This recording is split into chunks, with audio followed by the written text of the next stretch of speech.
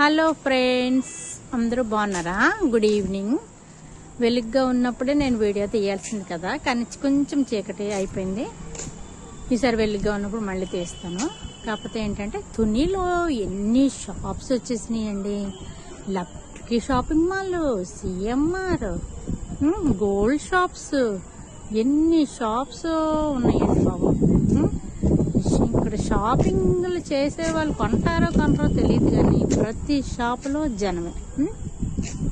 Climate కూడా ఇప్పుడు చాలా బాగుంది. మా టెర్రస్ మీద నుంచి మంచిగా కనపడుతుంది. లైటింగ్ చూసారా?